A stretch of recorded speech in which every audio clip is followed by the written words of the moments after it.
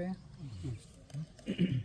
अभी हम हरियाणा से आए हुए हैं और मेरा नाम सोमदेव है। मेरे साथ कुछ साथी आए हैं, अपने अशोक भाई हैं और नरेंद्र भाई हैं और अपने ही यहाँ के जो लोकल साथी हैं भाई शैलेंद्र और राकेश, भाई रविंदर और तमाम साथी। हम यहाँ पर गांव-गांव में निकले हुए हैं और अभी तक हमने 6-7 गांव कवर कर लिए हैं। 6-7 गांव में जाकर हम ये सारी बातें बता रहे हैं, लोगों को समझा रहे हैं कि आप लोगों के साथ आखिर हो क्या रहा है। कुछ बात ऐसी हैं कि अभी वो चीज़ें गांव में अभी घट नहीं रही हैं, वो घटनाएं। इसीलिए गांव के लोगों को क्या लग रहा है कि ऐसा कुछ नहीं हो रहा। जैसी बातें अभी अशोक भाई बता रहे थे, ये बातें आपको समझ में तो आ रही थी? बिल्कुल। लेकिन फिर भी क्या है कि गांव के लोग अभी निकल नहीं रहे हैं, खड़े नहीं हो रहे हैं। उसके पीछे के कारण क्या है?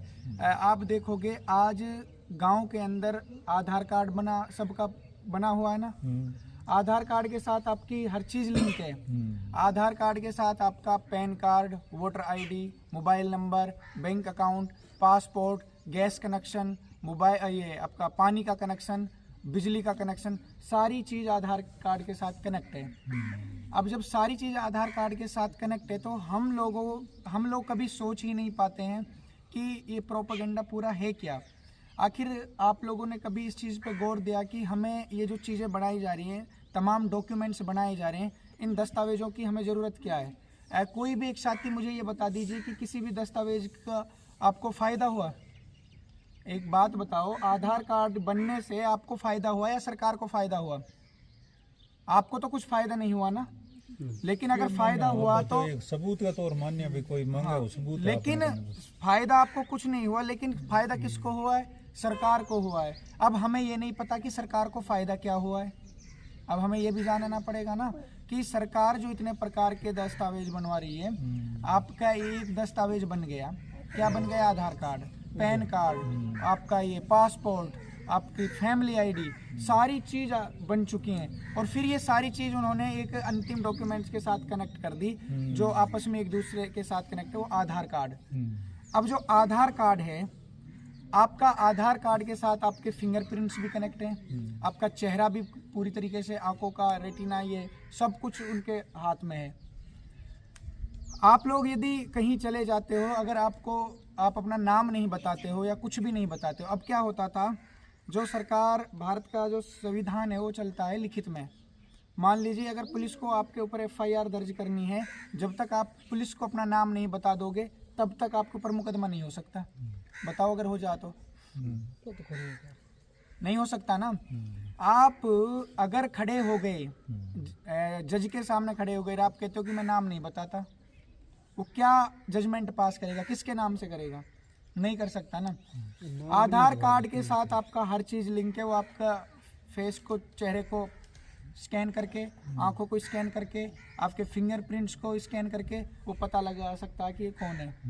अब आपको इसके फ़ायदे बताए गए, तमाम अलग अलग फ़ायदे बताए गए, लेकिन एक पर्दे के पीछे जो इसका षड्यंत्र है वो आपको ना तो कभी दिखाया जाता ना बताया जाता। कारण इसका ये है, अखबारों के माध्यम से, टीवी के माध्यम से और मोबाइल के माध्यम से इन चीज़ों के फ़ायदे बताए जाते हैं।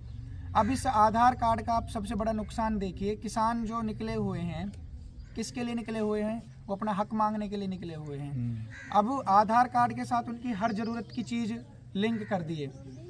आधार कार्ड का नुकसान सबसे बड़ा अब आपको इसमें ये देखने को मिलेगा कि अगर सरकार कोई ऐसी नीति या नियम या कानून बनाता है, जैसे मान लीजिए सरकार ने कानून बना दिया कि आप एक डंगर से ज़्यादा पशु नहीं रख सकते, पशु से ज़्यादा आप पशु नहीं रख सकते, अगर आपको रखनी है तो उसके लिए परमिशन लेनी पड़ेगी। सरकार ने कानून बना दिया, मान लीजिए जो ये पंचायत की ज़मीन है, बिना हमारी अनुमति के आप इसमें घुस नहीं सकते। सरकार ने अगर ऐसा कानून बना दिया कि जो हम आपको बोलेंगे आपको वही बीज खेत में डालना है। मान लीजिए सरकार ने कोई ऐसा कानून बना दिया कि जो हम आपको फसल बोने के लिए कहेंगे आपको वही फसल बोनी है और जब कहेंगे तब बोनी है। मान लीजिए ऐसे कानून बना दिए। मान लीजिए सरकार ने ऐसा कानून बना दिया कि आप 21 साल की लड़की की अगर शादी करोगे पहले तो आपको जेल हो जाएगी, और 16 साल की लड़की यदि होटल में एक रखेल की तरह, वेश्याओं की तरह यदि रहेगी और बच्चे भी पैदा कर सकती है तो आपको कुछ नहीं होगा। लेकिन 21 साल से पहले शादी कर दी तो आपको जेल हो जाएगी। मान लीजिए सरकार कल को कानून ऐसा बना देती है कि लड़का लड़के से शादी करेगा, लड़की लड़की से शादी करेगी, मान लीजिए ऐसा कानून बन गया। मान लीजिए फिर सरकार एक ऐसा कानून भी बना देती है कि आज जो एक पति अपनी पत्नी से संतुष्ट नहीं है वो एक्स्ट्रा मैरिटल अफेयर्स रख सकता है अलग औरत के साथ, और यदि पत्नी अपने पति से संतुष्ट नहीं है तो वो अलग रिश्ता रख सकता है। यदि पत्नी के खिलाफ पति एक्शन लेगा तो पत्नी को कानून बन गया कि वो अब उसके खिलाफ कार्रवाई कर सकती है। जितनी भी बातें मैंने आपको बताई हैं सारे के सारे कानून बन चुके हैं। अखबार में तो आगे नहीं रोक दिया। आते हैं ना जी। लड़की लड़की से शादी कर रही है, और दूसरी बात लड़का लड़के से शादी कर रहा है, लड़के बच्चे भी पैदा कर रहे हैं। वो ऐसा आपका समाज में ऐसे कानून बनाए जा रहे हैं। अब जब इन कानूनों का आप विरोध करने के लिए निकलोगे तो क्या होगा? अभी गांव के अंदर आप जो देख रहे हो कि लक्कड़ फूंक कर और आप ये गोबर के गोसे होते हैं जो उपले, इनसे आप खाना बना लेते हो क्योंकि आपके पास डंगर हैं। गांव के अंदर अभी डंगर बचे हुए हैं, लेकिन अब आप मुझे एक बात बताओ, गांव के अंदर अभी डंगर भी बचे हुए हैं, पानी भी बचा हुआ है, और आपके पास अगर बिजली भी नहीं आए तो उसके बिना आपका गुजारा भी हो जाएगा। अब यही चीज़ आप मुझे ये बताओ, क्या ये शहर के लोग का गुजारा हो सकता है?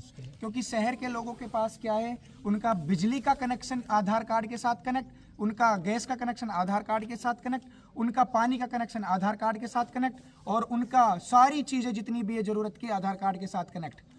कल को जब सरकार का आप विरोध करने के लिए निकलोगे, क्या आप जब सरकार ने जो कानून बनाए हैं उनका विरोध करोगे कि ये कानून हमने मांगे ही नहीं, हमें इनकी ज़रूरत नहीं है, तो सरकार आपके साथ क्या करेगी? जो किसानों के साथ कर रही है अभी। किसान यही तो कह रहे हैं, किसान अगर मान लीजिए जो उसमें इतने बड़ा तबका निकला हुआ, सारे किसान तो गद्दार नहीं है ना, कुछ अगर गद्दार होंगे तो कुछ लीडर ही तो हो सकते हैं, लेकिन जो विचार और जो उनकी मांगे हैं, जो शर्तें हैं, वो तो कोई मतलब ऐसी नहीं है ना जिनका आधार ना हो। वो यही बात तो कह रहे हैं कि हमें हमारा हक चाहिए, हम किसी के सामने हाथ नहीं फैलाते, हमें मंजूरी दो कि हम तय करेंगे फसल का रेट क्या होगा, क्योंकि किसान उसमें रात दिन मेहनत करता है।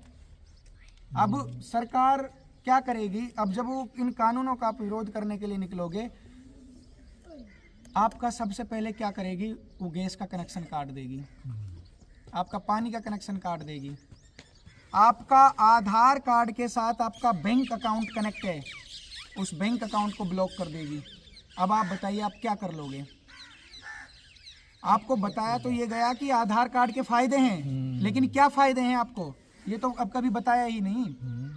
वो पर्दे के पीछे जो इसका पीछे का षड्यंत्र है, इसका केवल और केवल अर्थ यही है कि आप लोगों को पूरी तरीके से नियंत्रित करना चाहते हैं। इसीलिए हम गांव जा रहे हैं, क्योंकि शहर को इन लोगों ने अपने नियंत्रण में ले लिया है। अभी तक शहर पूरी तरीके से इनके कंट्रोल में आ चुके हैं।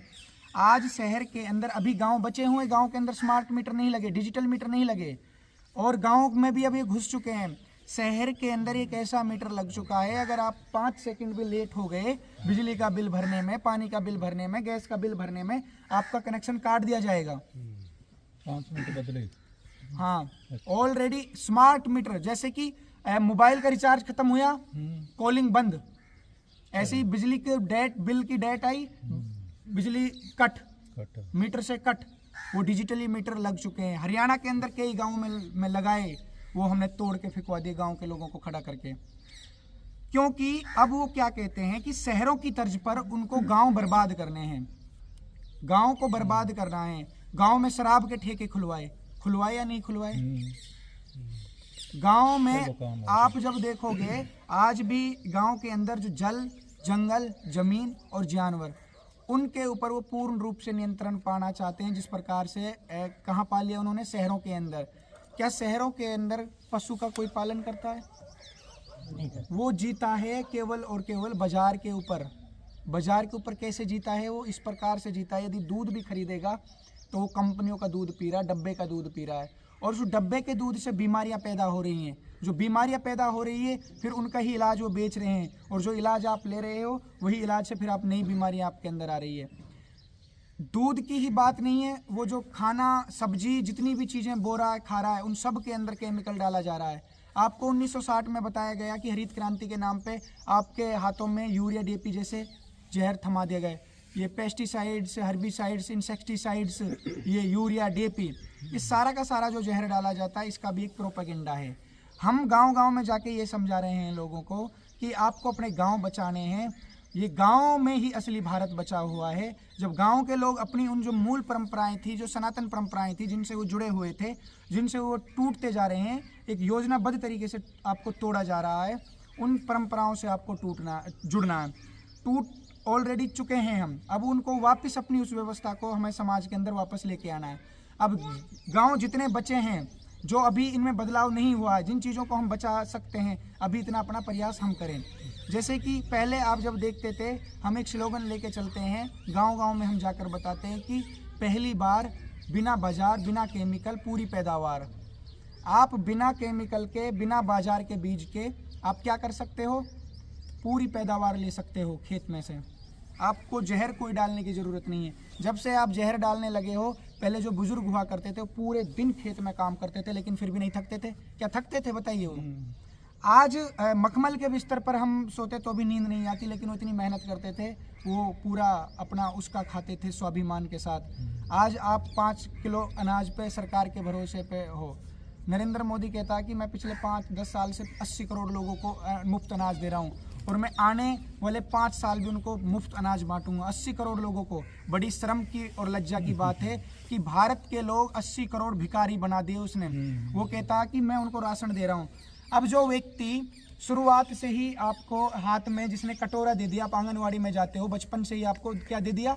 हाथों में कटोरा दे दिया। हाथों में कटोरा देने के बाद फिर उसने क्या किया?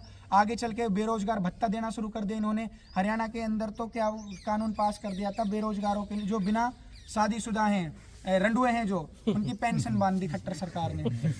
और फिर वो कहता है कि वो जो अगर उसने धोखे से शादी कर ली तो ब्याज समेत वो पैसे वसूले जाएंगे। ये कानून बन चुके हैं। अब बात यहाँ ये बड़ी गंभीर बात है, हमें हंसी तो आ रही है इस बात पे, लेकिन ये गंभीर बात है। अब गंभीर बात ये किस लिए है?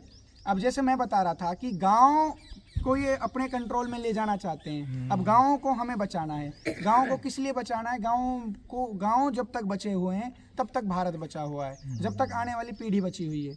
अब जैसे ही गाँव को ये पूरी तरीके से बर्बाद करने के लिए घुसे तो इनको हमें रोकना पड़ेगा। ये ऑलरेडी घुस चुके हैं आपके घर के। आप मुझे एक बात बताइए, गांव के अंदर क्या आप लोगों के पास अपने स्वयं के खुद के कृषि के बीज हैं जी? बाजार के ऊपर निर्भर हो ना।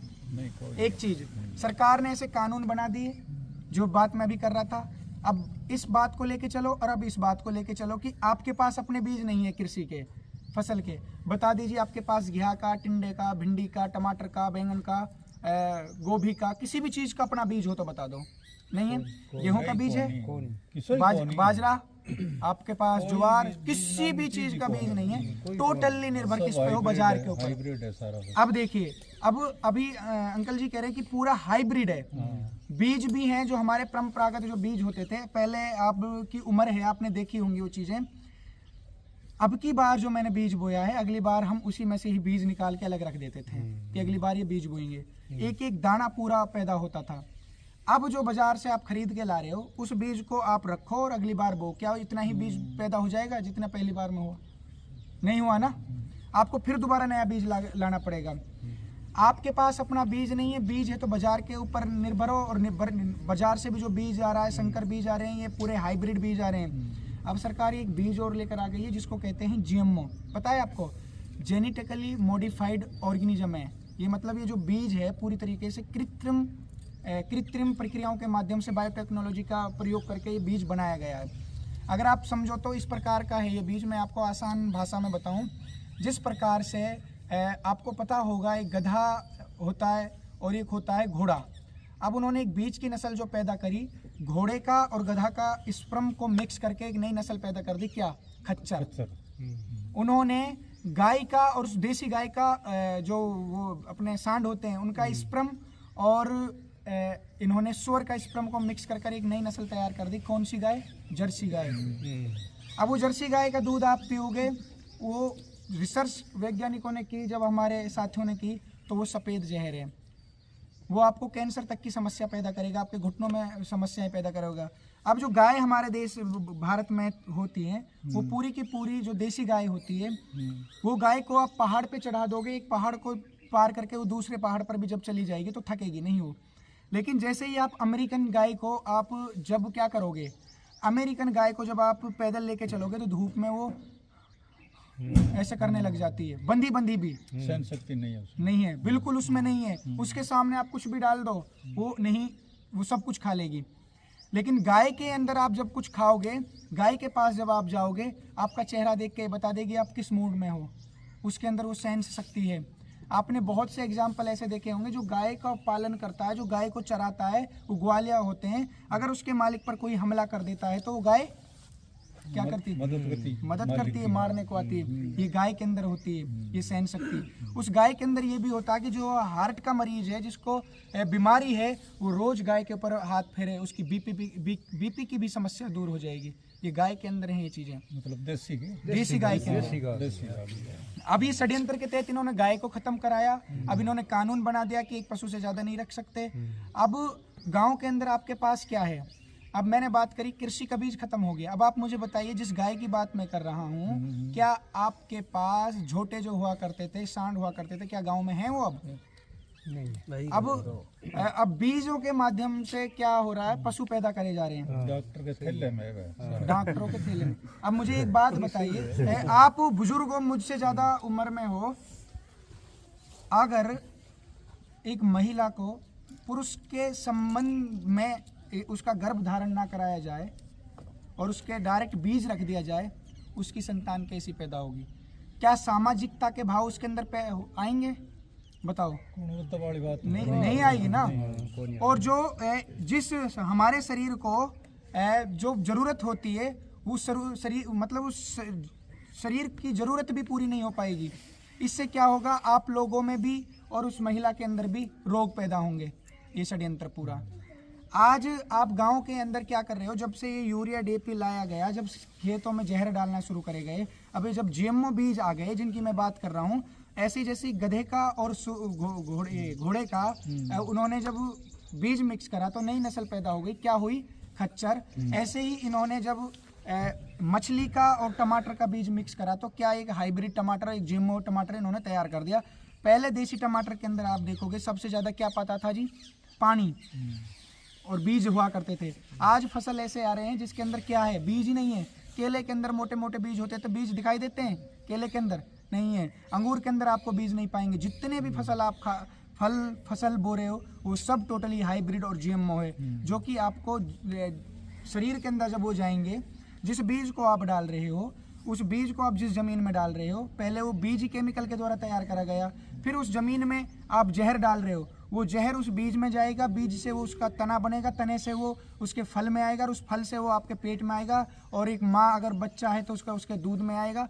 फिर उस बीज से आपके BP की, हार्ट अटैक की, डायबिटीज़ की, ये तमाम बीमारियाँ शुरू होंगी। और इसका आज जो निकल कर आता है, आप देखते हो लास्ट में निष्कर्ष, आज आप पूरी की तरीके से डॉक्टरों पर भी निर्भर हो।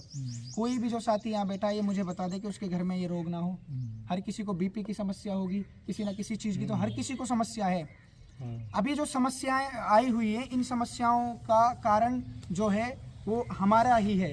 हमने अपनी उन परंपराओं से टूट गए। अब जो बीज आप जब वो फल खाओगे तो उससे क्या हो रहा है, हमारा जो स्वयं का खुद का इंसान का बीज है वो भी खत्म हो रहा है। आज महिला को गर्भ धारण करने की समस्या इतनी बढ़ चुकी है, महिलाओं में महामारी की समस्या बढ़ चुकी है, PCOD की समस्याएं बढ़ चुकी हैं। शहर के अंदर 80-90% महिलाओं को, हर लड़की को PCOD की महामारी की समस्या जो समय पर नहीं आती।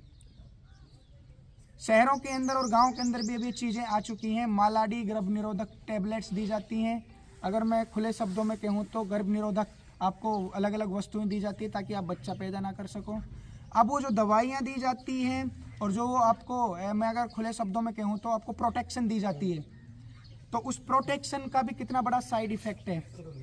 वो जब आप चीज़ें देखोगे। तो ये सारी जो मैं बातें आपको बता रहा हूँ, ये बातें आपके गांव में ऑलरेडी हो रही हैं। आप सुबह से लेकर शाम तक जो खा रहे हो, हर चीज़ में षड्यंत्र है और उसमें आप जहर ले रहे हो। क्योंकि हम लोगों को इन बातों से मतलब ही नहीं है कि हम जहर खा रहे हैं या क्या खा रहे हैं।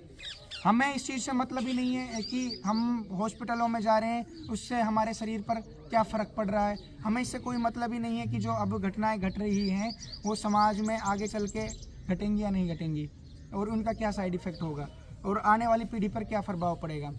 अब इन लोगों ने क्या करा है, सबसे बड़ा जो षड्यंत्र और जब इन्होंने चाल चली है, अब ये लोग कर रहे हैं, हर चीज़ को इन्होंने आधार कार्ड के साथ कनेक्ट कर दिया। आपका बीज इन्होंने ख़त्म कर दिया, पूरी तरीके से आप सरकारों के ऊपर कंट्रोल हो। अब ये गाँव को कंट्रोल करना चाहते हैं, गाँव को भी शहरों की तर्ज पर बर्बाद करना चाहते हैं। इसीलिए अब इनका एक लास्ट का प्रोपेगेंडा जो है वो है सेंट्रल बैंक डिजिटल करेंसी। अब जिस दिन सेंट्रल बैंक डिजिटल करेंसी ला चुके हैं ये, और उसको जिस प्रकार से इन्होंने हर चीज़ ऑनलाइन कर दी है, अब इस कागज़ के नोट को भी ये ऑनलाइन करना चाहते हैं और इस नोट को ही बंद करवाना चाहते हैं। CBDC जो करेंसी है, आप अभी हाल ही में अभी आपके गांव तक जब शहरों में जाओगे तो आपको ये चीज़ें देखने को सुनने को मिल जाएगी। मेट्रो के अंदर ऑलरेडी QR कोड के द्वारा आप टोकन खरीदते हो और उससे यात्रा कर रहे हो।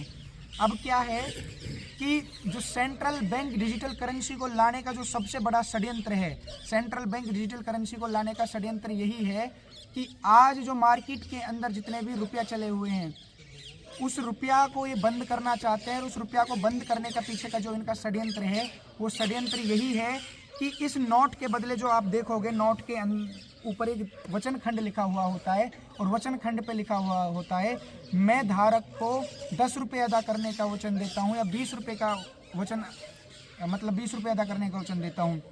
इस वचन खंड का अर्थ क्या है? इस वचन खंड का अर्थ आप सभी को जानना पड़ेगा। ये वो षड्यंत्र है, ये वो धोखा है आप लोगों के साथ। जब आप लोग इस बात को जानोगे कि ये षड्यंत्र और ये धोखा किस लिए किया गया है, आप इसका जब अर्थ समझोगे, I promise to pay the bearer on demand the sum of 10 rupees, ये 1968 का पहले का नोट है। और जब इससे पहले का इससे बाद का नोट अब जब देखोगे आप, 1968 के बाद का ये नोट लेकर आए हैं, उस पे वचन खंड है जो उस पे केवल आपको देखने को मिलता है, मैं धारक को 10 रुपये अदा करने का वचन देता हूँ। मैं आपको इस वीडियो में और यही बताऊँगा कि सेंट्रल बैंक डिजिटल करेंसी को लाने का इनका उद्देश्य क्या है, ये क्यों लाना चाहते हैं इस CBDC को लाने का पूरा इनका प्रोपेगेंडा क्या है। ये CBDC डिजिटल करेंसी को ये आपके अकाउंट में डिजिटली इस रुपया को क्यों करना चाहते हैं, इस कागज़ के नोट को ये क्यों ख़त्म करना चाहते हैं, इस कागज़ के नोट को ख़त्म करने का इनके पीछे का पूरा उद्देश्य क्या है। वो उद्देश्य यही है कि आप जब देखोगे, RBI जब बनी थी 1934 में, उसका सेक्शन 25 और 26 और 39, धारा 39 का सेक्शन पहला आप जब देखोगे, उसमें एक बात लिखी हुई है कि जो इस पर एक वचन खंड लिखा होता है, मैं धारक को 10 रुपये अदा करने का वचन देता हूँ या 20 रुपये का अदा करने का वचन देता हूँ। इसका अर्थ यह है कि आपके इस नोट के बदले क्या है कि जब ये नोट छपा था तो इसकी एवज में गोल्ड रखकर ये नोट छापा गया था। अब ये नोट जब से चलन में आया, ये नोट कैसे चलन में आया, इस पूरे के पूरे षड्यंत्र को समझने से पहले आपको ये चीज़ और समझनी पड़ेगी, नोट और रुपया क्या होता है। नोट और रुपया क्या होता है, दोनों शब्दों में फ़र्क है। नोट कहते हैं हम किसी के वचन पत्र को, जैसे कि मैंने आपको एक रसीद दे दी, जैसे कि एक रसीद मेरे पास है, इसमें इन्होंने क्या कर रखा है, इन्होंने इसमें लिख रखा है कि मैं धारक को 10 रुपये अदा करने का वचन देता हूँ। इसका मतलब ये क्या है, ये रुपया नहीं है, ये धारक को क्या है, एक्चुअल में रुपया देने का वचन दे रहा है। तो अब समझना ये पड़ेगा, सबसे पहले CBDC डिजिटल करेंसी को समझने से पहले समझना ये पड़ेगा कि रुपया है क्या। रुपया जो शब्द है, 1945 में शेरशाह सूरी ने इस शब्द का इस्तेमाल किया, और शेरशाह सूरी ने जब इस शब्द का इस्तेमाल किया तो उन्होंने एक स्टैंडर्ड बनाया। उससे पहले एक उन्होंने जो मानक तय किया था कि जिस प्रकार से हम बार्टर सिस्टम हमारे देश में चलता था, वस्तु से वस्तु हम खरीदते थे, आदान प्रदान करते थे, लेन देन करते थे। अब उसके बाद उन्होंने एक स्थिरांक तय कर दिया, एक मानक तय कर दिया, उन्होंने बनाया रुपया, और उन्होंने तय किया कि आज से हम 1 तोला चांदी को 1 रुपया कहेंगे। अब जब ये सोना और चांदी के जब ये सिक्के चलन में आए, जब सिक्के चलन में आए तो हम लोगों के क्या होता था कि हमारी चोरी हो जाया करते थे। सिक्के चोरी हो जाने के बाद राजा के पास हम जाते थे तो उस समय जो सुनार होते थे तो सुनार ये बोलते थे कि आप लोग हमारे पास ये रुपया जमा कराइए, इसके बदले हम आपको पर्ची देंगे, और जब ये पर्ची आप लेकर आओगे तो इस पर्ची के बदले आपका हम गोल्ड वापस लौटा देंगे। टोकन समझे। हाँ, ये एक प्रकार से टोकन समझो इसको। तो ये सुनार के पास हम पर्चियां जमा लेते गए और सुनार हमारा सोना रखता गया। अब जब 90% लोग क्या करते थे, सुनार के पास अपना इस पर्ची के बदले रुपया लेने के लिए नहीं जाते थे, सोना चांदी को लेने के लिए नहीं जाते थे। तो फिर उन्होंने क्या किया, सुनार ने क्या सोचा कि 90% लोग आते नहीं, 10% लोग आते हैं, तो उन्होंने उस 90% को भी पर्चियां बांटनी शुरू कर दी। अब मान लीजिए मेरे पास 100 रुपया जमा करें, रुपया, यहाँ जब मैं रुपया शब्द का इस्तेमाल करूंगा तो ये कागज का नोट नहीं है, रुपया कहते हैं सोना और चांदी, एक मानक है ये। जिस प्रकार से 1000 ग्राम का 1 किलोग्राम होता है, 60 सेकंड का 1 मिनट होता है, 60 मिनट का 1 घंटा होता है, उसी प्रकार से ये मानक है। अब ये जो मानक है, इस मानक को उन लोगों ने क्या किया, आगे अंग्रेज आ गए, अंग्रेजों ने शेरशाह सूरी का सिद्धांत ऐसे ही अपना लिया और अपनाते ही चले गए, और ये धीरे धीरे क्या करना शुरू किया। मान लीजिए लोगों ने मेरे पास 100 रुपये जमा करे और उसमें से 90% को मैंने ब्याज पे देना शुरू कर दिया कि 10% लोग मेरे पास से उस रुपया को लेने के लिए नहीं आते थे। तो फिर मैंने क्या किया, मैंने उस 90% को ब्याज जब पर्चियाँ बांटनी शुरू करी तो अब मेरे पास हो गई 190 पर्चियाँ। अब आप मुझे एक बात बताइए, मेरे पास आप लोगों ने जमा कितने रुपए करे थे, 100 मेरे, और मैंने 90% जब लेने के लिए नहीं जाते थे तो 90% को मैंने कर्ज पे देना शुरू कर दिया। तो उनकी भी जो पर्चियाँ बांटी मैंने, तो मार्केट के अंदर कितनी पर्चियाँ हो गई, 190 रुपया मेरे पास 100 जमा थे। अब जब वो 190 लोग अपनी उन पर्चियों को लेकर आएंगे, क्या वो सुनार के पास इतना गोल्ड है कि वो उन 190 पर्चियों के बदले दे दे, बताइए, नहीं है ना। कारण यह है, आज भी 10% लोगों को जब डाउट हुआ कि ऐसा गड़बड़ हो रहा है तो उस गोल्ड के पर्चियों के बदले अपना गोल्ड लेने गए, उनको ये मिल गया। 1920 तक आते आते ये चलता रहा, इन पर्चियों के बदले आपको गोल्ड देते रहे, देश लुटता रहा। फिर अंग्रेज जब भारत में आए तो सिक्योरिटी के रूप में वो इंग्लैंड में सोना को पहुंचाने शुरू करे। 1934 में आते आते उन्होंने एक आरबीआई बनाई। आरबीआई में उन्होंने नोट जो जारी करे, उन्होंने जितना गोल्ड उनके पास रिजर्व था उतना ही उन्होंने नोट छापे। अब उसके बाद जब भारत आज़ाद हुआ, भारत को आज़ाद होने से पहले भारत के अंदर रानी के नोट चला करते थे। रानी के जो नोट चला करते थे 1947 में वो नोट सारे बंद कर दिए गए। भारत की जो आज़ादी की पावर थी, वो ट्रांसफ़र पावर हमारे देश के नेताओं के हाथों में आ गई। लेकिन जो रानी के नोट थे, वो रानी के नोटों को पूरी जनता से वापस ले लिया गया, और उन नोटों के बदले जो गोल्ड रखा था वो गोल्ड सारा का सारा विदेश चला गया। और 1947 में जो सबसे बड़ी लूट हुई थी, वो ये लूट हुई थी 1,36,000 टन चांदी और 4 लाख टन सोना इंग्लैंड में चला गया। उसके बाद हमारे पास 1947 से लेकर 1988 तक और 1988-70 तक हमारे पास 1 ग्राम सोना भी रिजर्व नहीं था बैंक के अंदर। फिर उसके बाद हमने कर्ज लेना शुरू करा, और ये सिलसिला इसी प्रकार से चलता गया। आज क्या है, भारत के अंदर जो गोल्ड है, आज भारत के पास जो गोल्ड है वो गोल्ड है 800 टन। 800 टन गोल्ड में से भी 200 टन गोल्ड नरेंद्र मोदी ने मई 2014 में इंटरनेशनल सेटलमेंट को भेज दिया था। ये अखबारों में ये बातें छपी थी, टेलीविज़न मोबाइल पर आप देख सकते हो। दूसरी चीज़, आज जो चलन में है 34 लाख करोड़ की करेंसी है। जिस प्रकार से मैं आप लोगों से बोल रहा था कि जब सुनार के पास उन लोगों ने 100 रुपया जमा करे और उन्होंने 90 रुपये की हवा में पर्चियाँ और बांट दी। अब मार्केट के अंदर जो चलन में करेंसी हो गई, वो करेंसी हो गई 190 रुपये की। रुपया उनके पास 100 जमा थे, अब 190 रुपये की पर्चियाँ जब वो लोग लेकर आएंगे तो उसके पास 100 रुपये का सोना और चांदी देने के लिए नहीं है। सेम उसी प्रकार से आज आरबीआई ने 34 लाख करोड़ की करेंसी छाप रखी है। 34 लाख करोड़ की जो उन्होंने करेंसी छाप रखी है, वो केवल और केवल भारत के पास 4.8 लाख का सोना है, केवल 4.8 लाख करोड़ का सोना है। 34 लाख करोड़ की करेंसी छापी हुई है, 230 लाख करोड़ की चलन में है। अब आप मुझे ये बताइए, 230 लाख करोड़ की चलन में करेंसी है मात्र और मात्र, और भारत की जनता पे जो कर्ज है वो लगभग बैंकों का 174 लाख करोड़ से ज़्यादा है। और दूसरा ये तो, और जो विदेशी कर्ज है वो 205 लाख करोड़ से ज़्यादा है।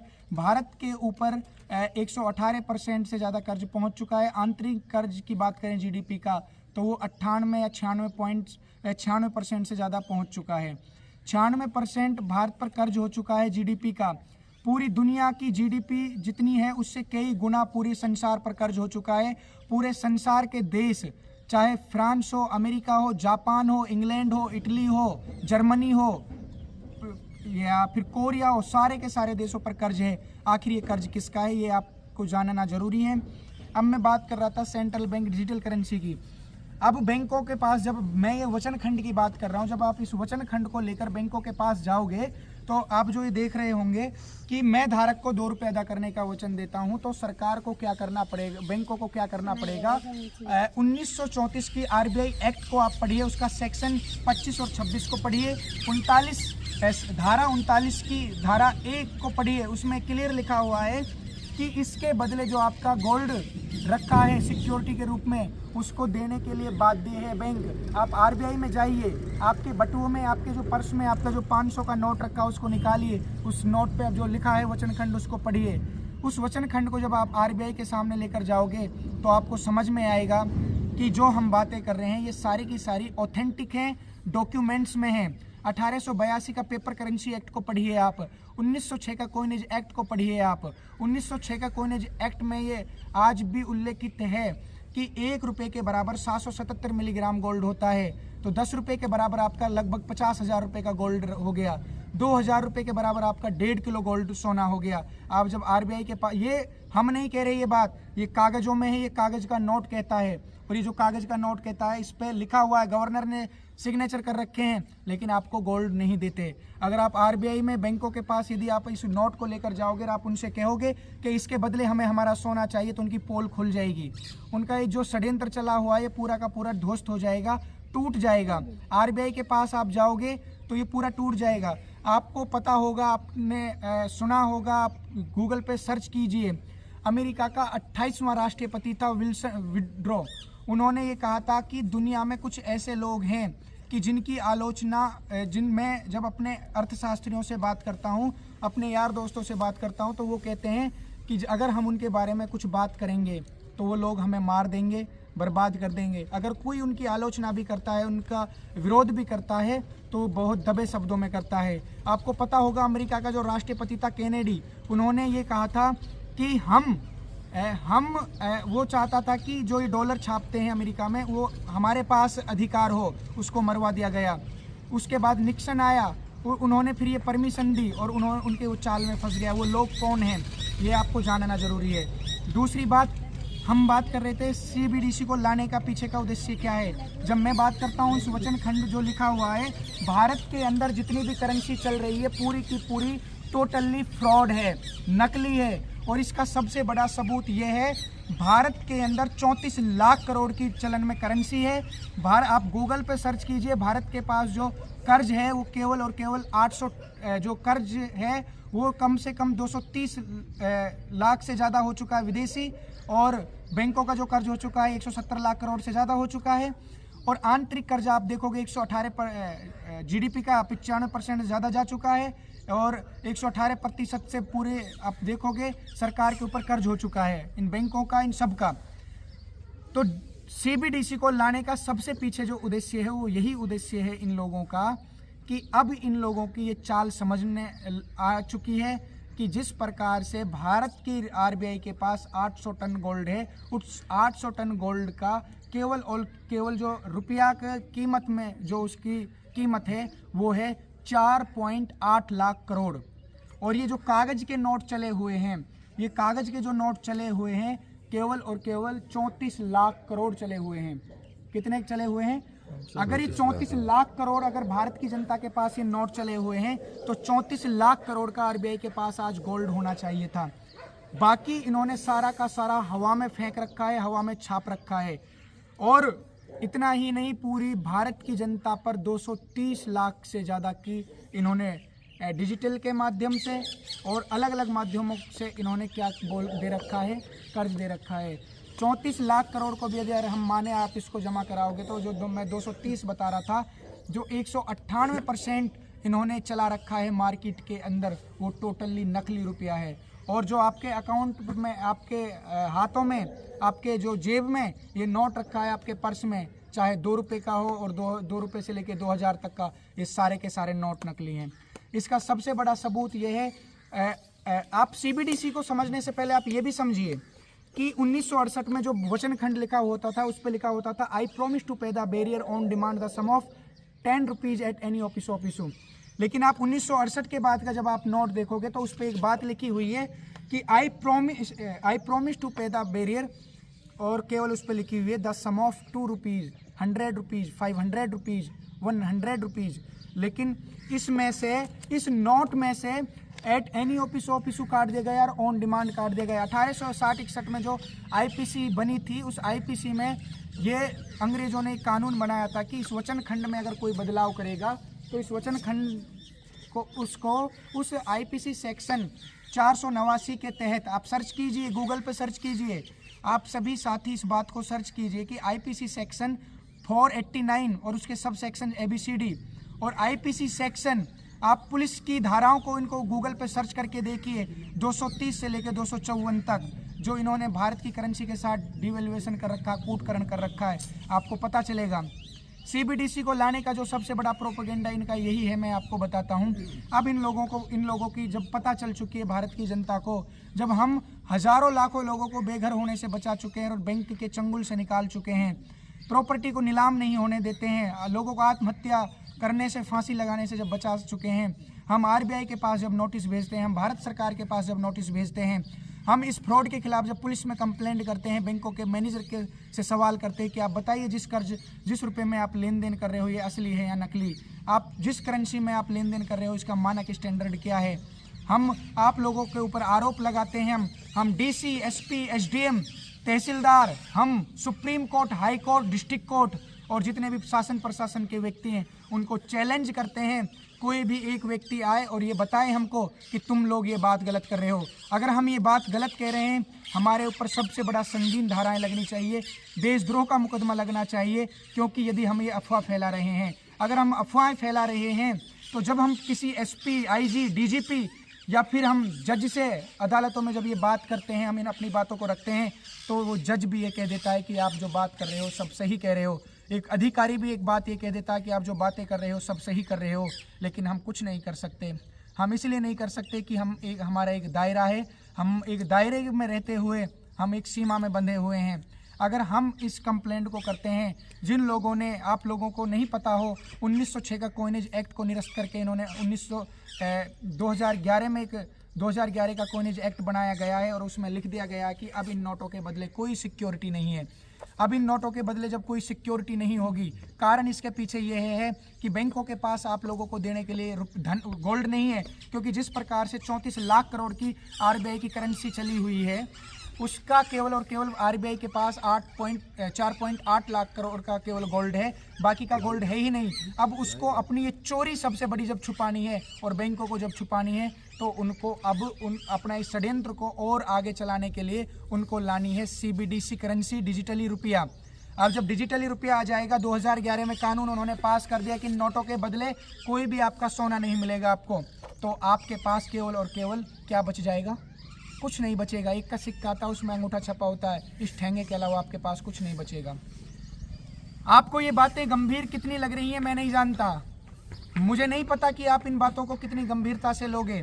मैं इतना जानता हूं कि जो हमारे पूर्वज थे, भगत सिंह, चंद्रशेखर आज़ाद, नेताजी सुभाष चंद्र बोस, मैं जिस ग्राउंड में आज बैठा हूं, यहाँ पर भीमराव अंबेडकर की मूर्ति लगी हुई है।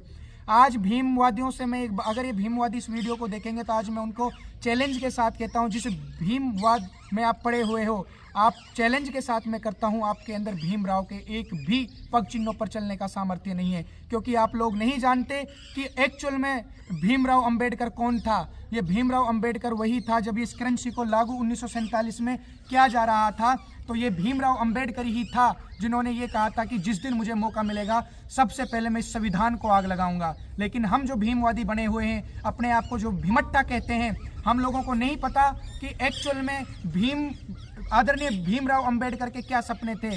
भीमराव अंबेडकर ने ये कहा था कि कभी संविधान किसी देश का किसी अन्य देशों की नकल करके नहीं चलाया जाता, उधार संविधान पर कोई देश नहीं चलता। लेकिन हमने नाम क्या दे दिया, ये संविधान भीमराव ने बनाया था। डॉक्टर प्रोफेसर कैन और भीमराव अंबेडकर की जबरदस्त टक्कर हुई थी इस करेंसी को लेकर। नेताजी सुभाष चंद्र बोस ने आज़ाद हिंद करेंसी बना दी थी, आज़ाद हिंद सरकार बना दी थी, आज़ाद हिंद सेना बना दी थी, क्योंकि वो जानते थे कि ये जो भारत के अंदर चल रहा है बहुत बड़ा फ्रॉड चल रहा है। नेताजी सुभाष चंद्र बोस को आज़ादी के आज 75-76 साल बाद युद्ध का अपराधी माना जाता है, आतंकवादी माना जाता है। भगत सिंह को आतंकवादी माना जाता है आज भी।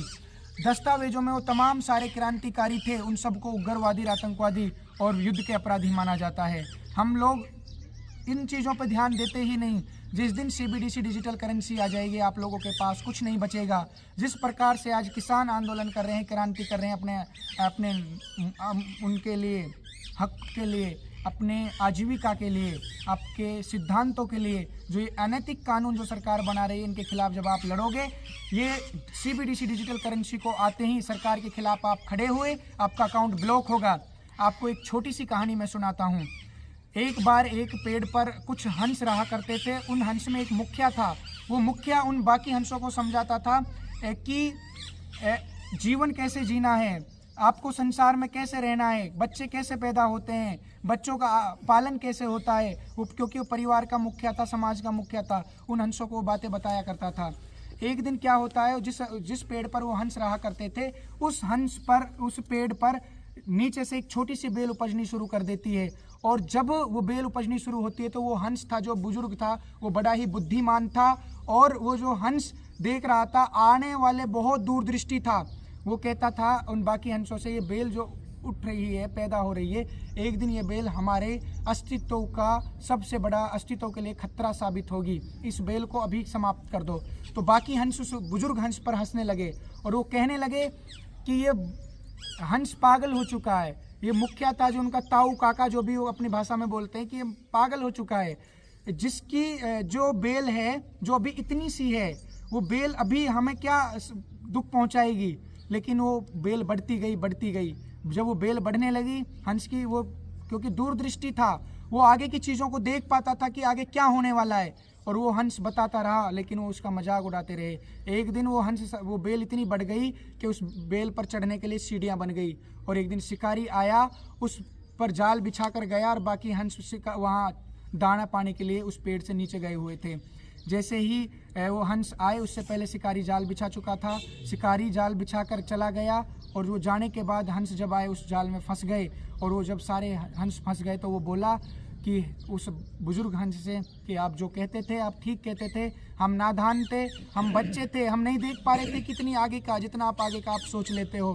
तो हंस के उन बातों को याद कर फिर रोने लगे, काश हमने आपकी बात मान ली होती, तो आज हमारे आने वाले जो बच्चे हैं ये खतरे में नहीं होते। आज हम भी खतरे में आ चुके हैं, हमारे बच्चे भी खतरे में आ चुके हैं, हमारे अंडे भी खतरे में हैं, और आप जो हमारा ये रैन बसेरा जो हमने बना रखा है, हमारा ये घोंसला, हमारा ये भी खतरे में है।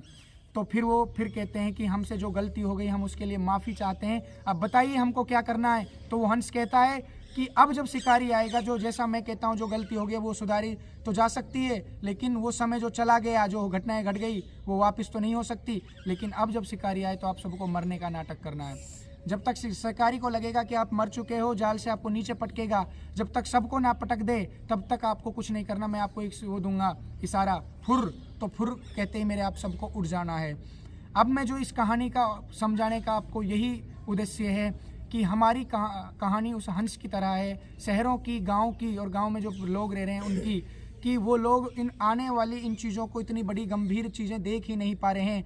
अरे तुम्हें शर्म आनी चाहिए। आज जब किसान सड़क पर निकलता है उसको आतंकवादी बोलते हैं ये लोग, उसको उग्रवादी बोलते हैं ये लोग, उसको एक आतंकवादी की तरह ट्रीट करते हैं। बड़े बड़े सीमेंट के बैरक बना दिए गए और उसको नहीं जाने दिया, पानी भर दिया गया उनकी राहों में, जिनकी राहों में फूल बिछाने चाहिए थे, जिसके कारण से नेताओं के बच्चों के पेट भरते हैं, इनका खुद का पेट भरता है, जिनके टैक्स के पैसे से इनका परिवार चलता है।